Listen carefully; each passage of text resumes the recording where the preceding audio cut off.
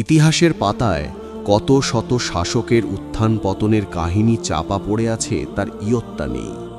আমরা তাদের শৌর্য বীর্যের কথা পড়ি বা শুনি, তাদের নির্মিত বিশাল বিশাল ইমারতের প্রশংসা করি, কিন্তু এমন কিছু শাসকও ছিলেন যাদের মহত্ব লুকিয়েছিল তাদের নীরবে করা ত্যাগের মধ্যে।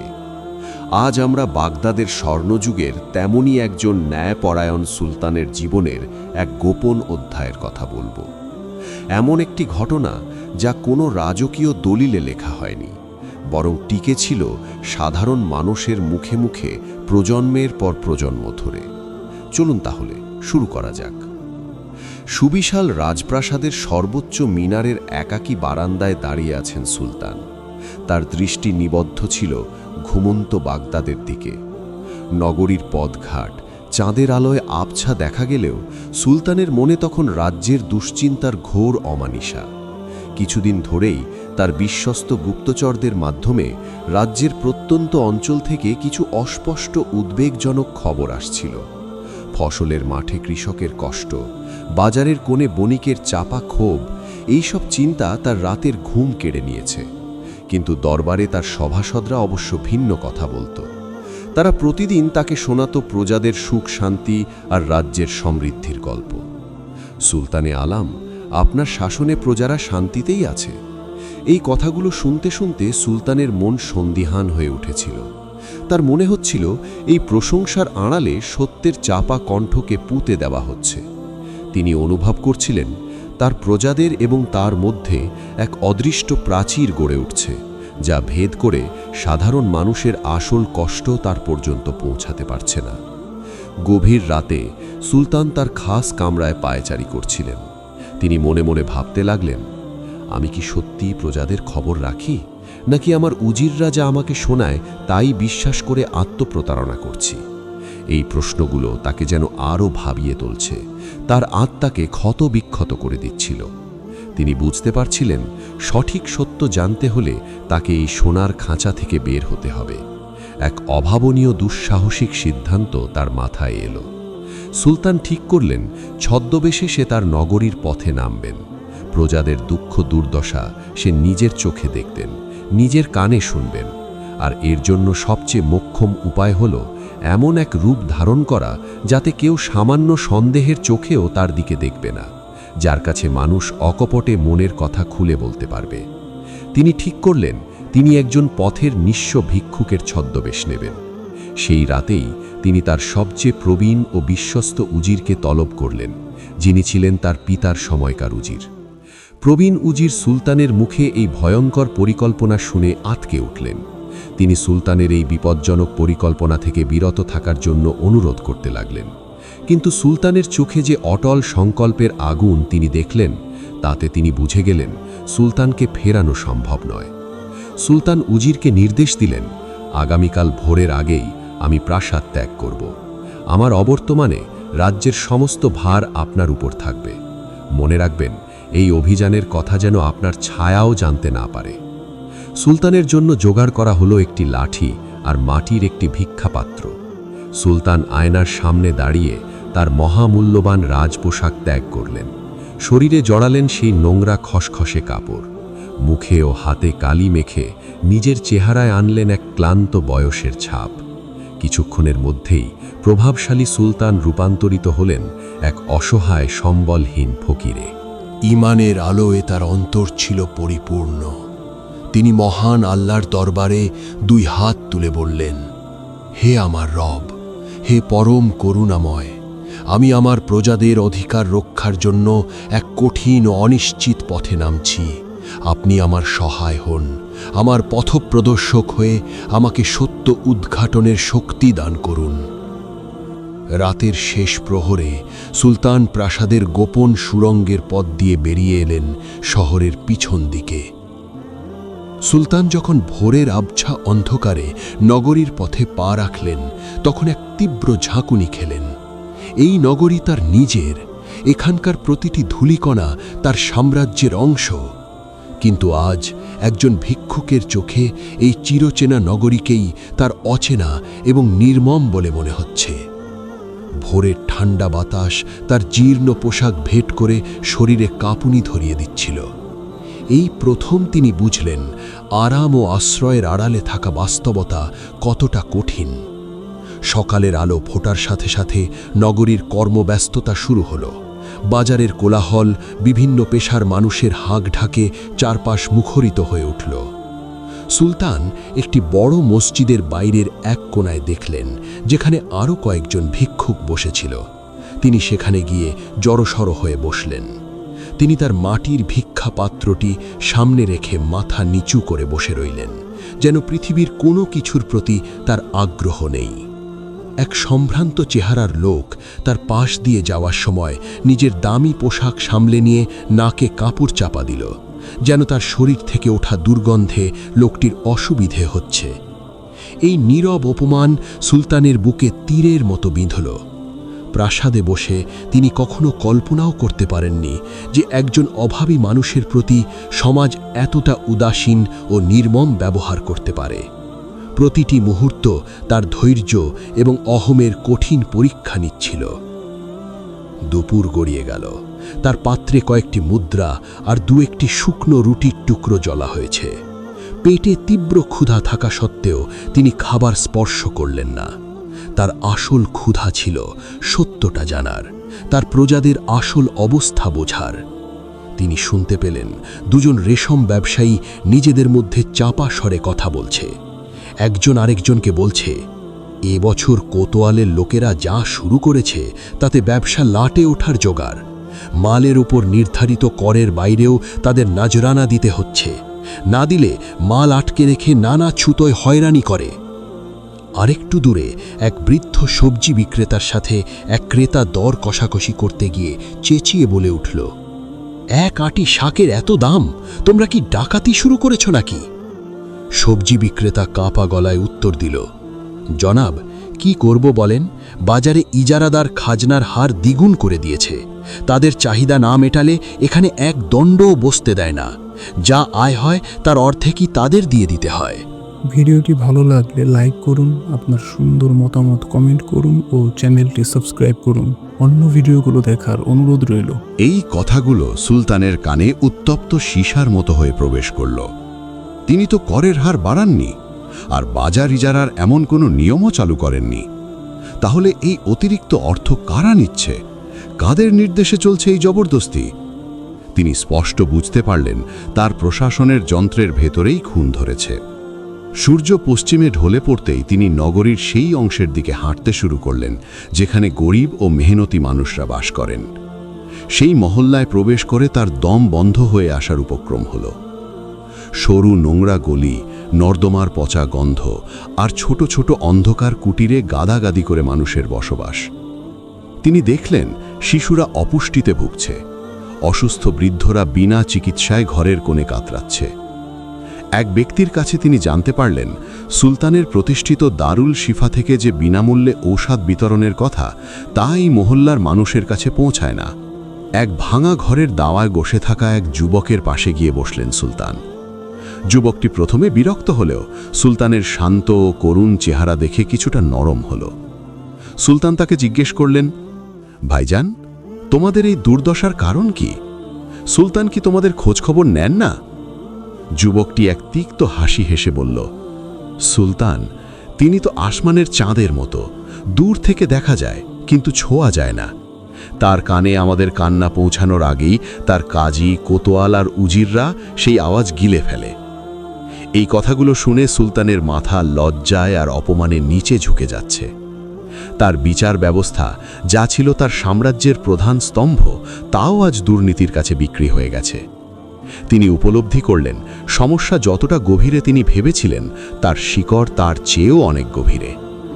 রাত বাড়ার সাথে সাথে ক্ষুধা ও ক্লান্তিতে তার শরীর ভেঙে আসছিল। তিনি একটি পরিত্যক্ত সরাইখানার এক কোণায় আশ্রয় নিলেন। তার চোখে ঘুম ছিল না। প্রজাদের ক্ষুধার্ত মুখ, অসুস্থ শরীর আর হতাশ কণ্ঠস্বর তার স্মৃতিতে হানা দিচ্ছিল। একদিকে তার মনে তীব্র ক্রোধ চলছিল, অন্যদিকে ব্যর্থতার গ্লানিতে তিনি কুঁকড়ে যাচ্ছিলেন। আমার প্রজারা এমন নরক যন্ত্রণা ভোগ করছে, আর আমি প্রাসাদে বসে নিজেকে সফল শাসক ভাবছিলাম। একজন সুলতান হিসেবে আমি সম্পূর্ণরূপে ব্যর্থ। তিনি নিজেকে ধিক্কার দিলেন, কিন্তু পরক্ষণেই তার ভেতরের ঈমানী শক্তি জেগে উঠল। তিনি ভাবলেন, মহান আল্লাহ হয়তো আমাকে এই নির্মম সত্য দেখানোর জন্যেই এই পথে এনেছেন। এখন হতাশ হবার সময় নয়, এখন এই অন্যায়ের মূল উদ্ঘাটন করার সময়। তিনি মনে মনে শপথ নিলেন, যেভাবেই হোক এই বিশ্বাসঘাতকদের মুখোশ তিনি জনগণের সামনে উন্মোচন করবেন এবং প্রজাদের কাছে তাদের ছিনিয়ে নেওয়া অধিকার ফিরিয়ে দেবেন। পরিত্যক্ত সরাইখানার টিমটিমে চেরাগের আলোয় প্রবেশ করা আগন্তুককে দেখে উপস্থিত ২-৪ লোক ভয়ে গুটিয়ে গেল। লোকটি ছিল বেশ লম্বা ও সুঠাম দেহের অধিকারী। তার আপাদ মস্তক সারা শরীর একটি কালো ভারী চাদরে এমনভাবে ঢাকা ছিল যে কেবল তার একজোড়া তীক্ষ্ণ ও বুদ্ধিদীপ্ত চোখই দেখা যাচ্ছিল। তার হাঁটার ভঙ্গিতে এমন এক স্থিরতা ও আত্মবিশ্বাস ছিল যা সাধারণত সৈনিক বা অভিজাত বংশীয়দের মধ্যে দেখা যায়। লোকটি সরাইখানার মালিকের সাথে নিচু স্বরে কয়েকটি কথা বলেই সরাসরি সুলতান যে কোণায় বসেছিলেন সেদিকেই দীর্ঘ পদক্ষেপে এগিয়ে আসতে লাগল। সুলতানের ভেতরটা মুহূর্তে সতর্ক হয়ে উঠল। লোকটি কি তাকে চিনে ফেলেছে? সে কি উজিলার পাঠানো কোনো গুপ্তচর? তিনি মাথা আরও নিচু করে ফেললেন এবং কাশির ভান করে নিজের মুখটা আড়াল করার চেষ্টা করলেন, যেন একজন অসুস্থ দুনিয়ার প্রতি বীতশ্রদ্ধ বৃদ্ধ। আগন্তুক তার সামনে এসে নিঃশব্দে দাঁড়াল। সুলতান অনুভব করতে পারছিলেন একজোড়া অন্তর্বেধী দৃষ্টি তাকে আপাদ মস্তক জরিপ করছে, যেন তার ছেঁড়া পোশাক ভেদ করে ভেতরের মানুষটিকে চিনে নিতে চাইছে। তারপর এক গম্ভীর নিয়ন্ত্রিত কণ্ঠে লোকটি বলল, আপনার ভিক্ষাপাত্র হয়তো শূন্য, কিন্তু আপনার চোখ বলছে আপনি কোনো সাধারণ ফকির নন। একজন সাধারণ ভিখারির চোখে থাকে ক্ষুধা আর হতাশা, কিন্তু আপনার চোখে আমি দেখতে পাচ্ছি রাজ্যের জন্য উদ্বেগ আর চাপা ক্রোধ। এই কথায় সুলতানের বুকের ভেতরটা হিম হয়ে গেল। তিনি যে ধরা পড়ে গেছেন এ বিষয়ে তার আর কোনো সন্দেহ রইল না, কিন্তু ভয় পাওয়ার বদলে তার মধ্যে এক অদ্ভুত স্থিরতা চলে এলো। তিনি ভাবলেন, যা হবার হবে, এখন সাহসের সাথে পরিস্থিতির মোকাবিলা করতে হবে। তিনি মুখ না তুলেই ভাঙা দুর্বল গলায় বললেন, জনাব, আপনি হয়তো ভুল করছেন। আমি এক অভাগা ভিক্ষুক, জীবনের প্রায় শেষের দিকে এসে পৌঁছেছি। ক্ষুধার কষ্টে আর চিন্তায় আমার চোখ হয়তো দিশেহারা দেখাচ্ছে। আগন্তুক মৃদু হাসলেন, কিন্তু সে হাসিতে কোনো বিদ্রুপ ছিল না, ছিল এক ধরনের গভীর পর্যবেক্ষণ। সে বলে উঠল, ভিক্ষুক, কিন্তু আপনার কণ্ঠস্বর একজন অভিজ্ঞ যোদ্ধার মতো দৃঢ়। আর যে ফকির সারাদিন মানুষের লাথি ঝাঁটা সহ্য করে, তার চোখে এমন অনাবিল দুশ্চিন্তা থাকে না, থাকে শুধু পরের বেলায় কি খাবে তার চিন্তা। লোকটি সুলতানের পাশে বসে পড়ল, মৃদু স্বরে বলে উঠল, ভয় পাবেন না জাহাপনা, আমি আপনার শত্রু নই। আমি শুধু জানতে চাই আপনার কেন এই ছদ্মবেশ?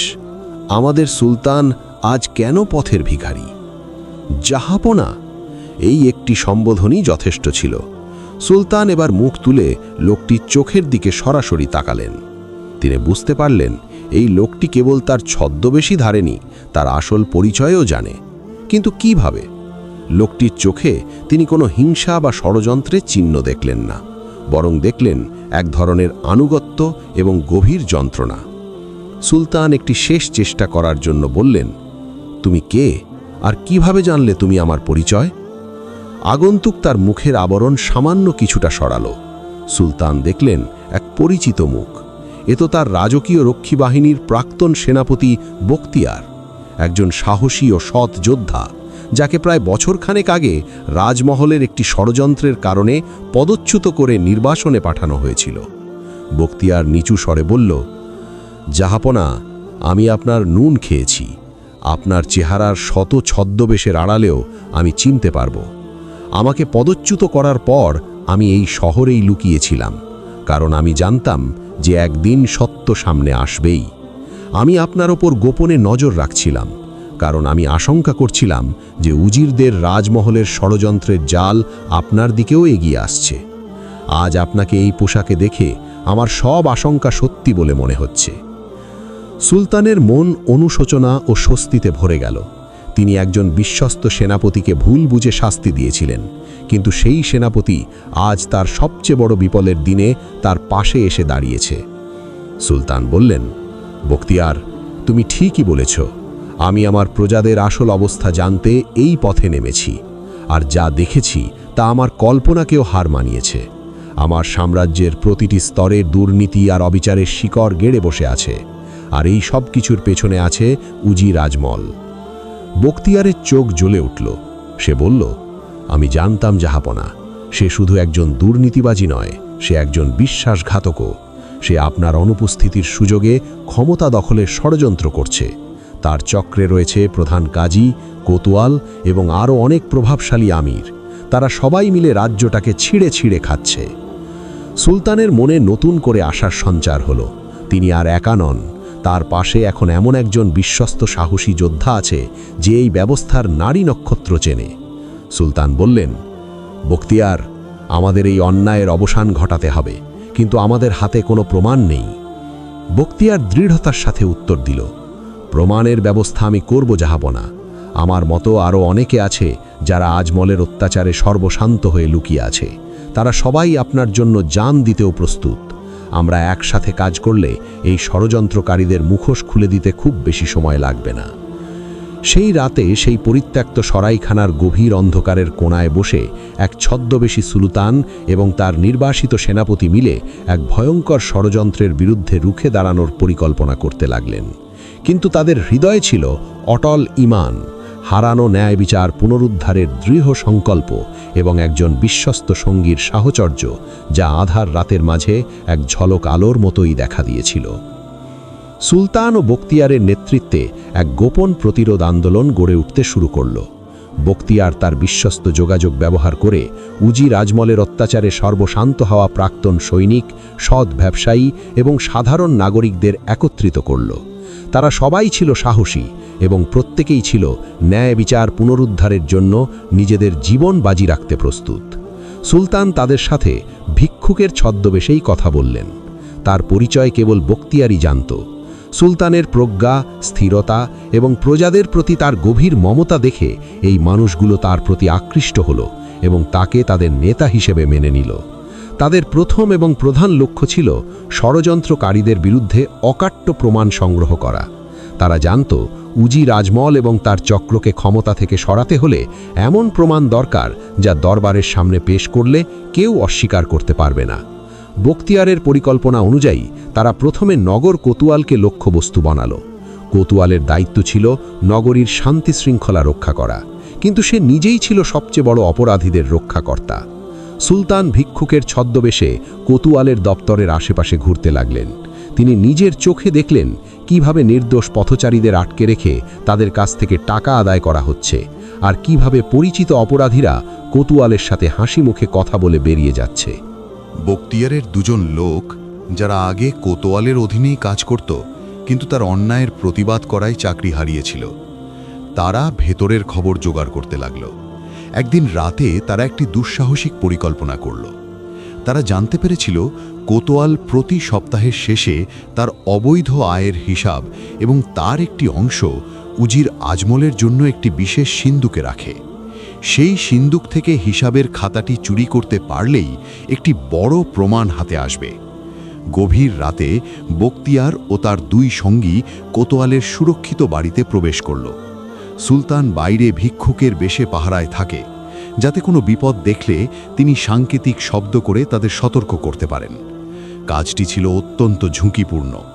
বখতিয়ার ও তার সঙ্গীরা বিড়ালের মতো করে নিঃশব্দে দেওয়াল টপকে ভেতরে প্রবেশ করল এবং সেই ঘরের দিকে এগিয়ে গেল যেখানে সিন্দুকটি রাখা ছিল।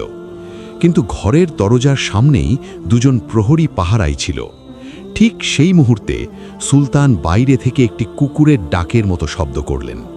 প্রহরীরা চমকে উঠে শব্দের উৎস খুঁজতে ঘরের বাইরে আসতেই বখতিয়ার এবং তার সঙ্গীরা দ্রুত ঘরের ভেতরে ঢুকে পড়ল। তারা দেখল ঘরের কোণে একটি বিশাল লোহা সিন্দুক। বখতিয়ারের এক সঙ্গী, যে ছিল একজন দক্ষ তালাওয়ালা, সে তার যন্ত্রপাতি বের করে কাজে লেগে গেল। বাইরে থেকে অন্য প্রহরীদের পায়ের শব্দ শোনা যাচ্ছিল, কয়েক মিনিটের মধ্যেই, যা তাদের কাছে কয়েক ঘন্টার মতো মনে হচ্ছিল। খট করে তালার খিল খোলার একটি মৃদু শব্দ হলো। তারা দ্রুত সিন্দুক খুলে একটি চামড়ায় বাঁধানো খাতা বের করে নিল। খাতাটি হাতে নিয়ে বেরিয়ে আসার পথেই তারা প্রায় ধরা পড়ে যাচ্ছিল, কিন্তু বখতিয়ার ছিল একজন অভিজ্ঞ যোদ্ধা। প্রহরী কিছু বুঝে ওঠার আগেই প্রহরীকে কাবু করে ফেলল এবং তারা রাতের গভীর অন্ধকারে মিলিয়ে গেল। খাতাটি সুলতানের হাতে এলে তিনি দেখলেন সেখানে তারিখ সহ স্পষ্টভাবে লেখা আছে কোন অপরাধীকে কত টাকার বিনিময়ে ছাড়া হয়েছে, কোন ব্যবসায়ীর কাছ থেকে কত মাসারা আদায় করা হয়েছে এবং সেই টাকার কত অংশ উজির আজমল ও প্রধান কাজীর কাছে পাঠানো হয়েছে।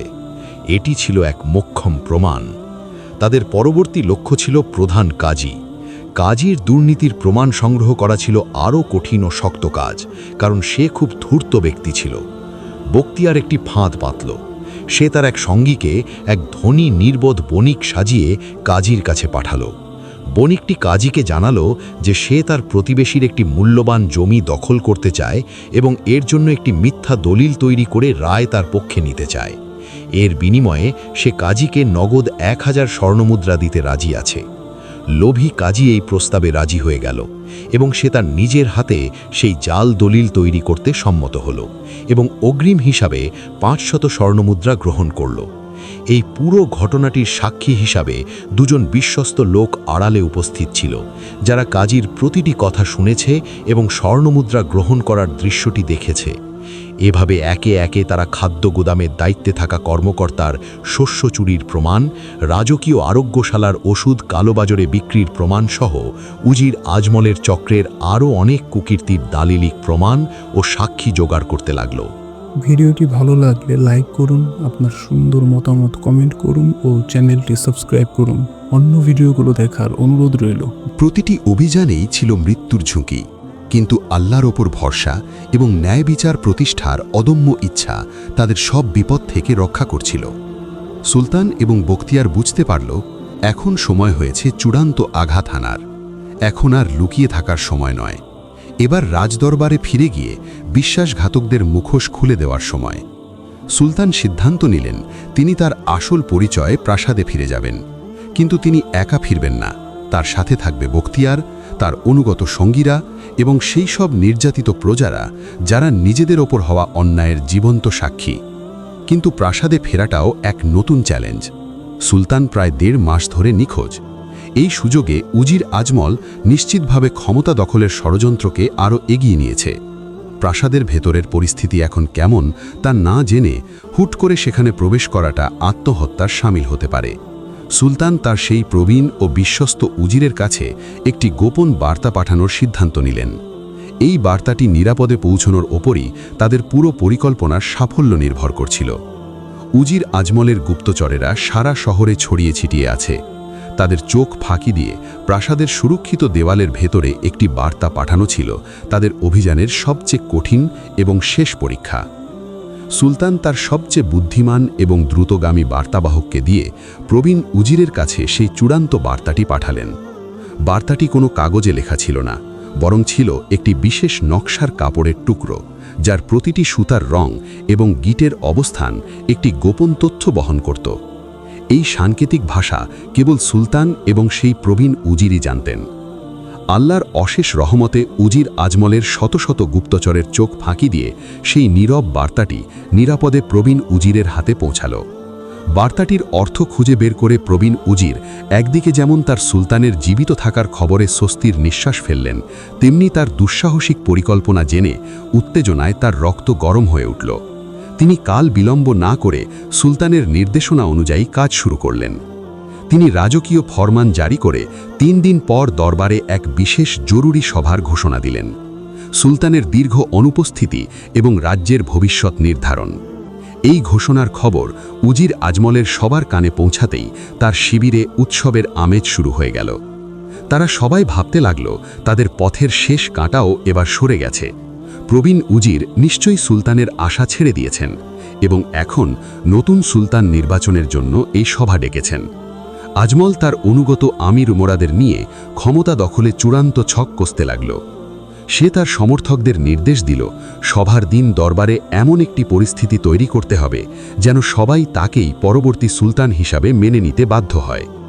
কিন্তু উজির আজমল জানত না যে তার জন্য নিয়তির এক নির্মম পরিহাস অপেক্ষা করছে। নির্দিষ্ট দিনে রাজদরবারের লোকে লোকারণ্য। রাজ্যের সকল প্রভাবশালী আমির, উজির, কাজী, কোতোয়াল এবং শহরের গণ্যমান্য ব্যক্তিরা সেখানে উপস্থিত। উজির আজমল তার সমর্থকদের বিশাল বহর নিয়ে বিজয়ীর বেশে দরবারে প্রবেশ করল। তার চোখে মুখে ছিল ক্ষমতার লোভ আর অহংকার। শূন্য সিংহাসনটির দিকে তাকিয়ে সে মনে মনে নিজেকে সুলতান হিসাবে কল্পনা করতে থাকে। প্রবীণ উজির ধীর পায়ে উঠে দাঁড়িয়ে সভার কাজ শুরু করলেন। তার মুখে ছিল এক রহস্যময় গাম্ভীর্য। তিনি বললেন, উপস্থিত সুধীজন, আপনারা সবাই অবগত আছেন যে আমাদের মহান সুলতান দীর্ঘদিন ধরে নিরুদ্দেশ। তার অবর্তমানে রাজ্যে বিশৃঙ্খলা বাড়ছে, প্রজাদের মনে হতাশা বৃদ্ধি পাচ্ছে।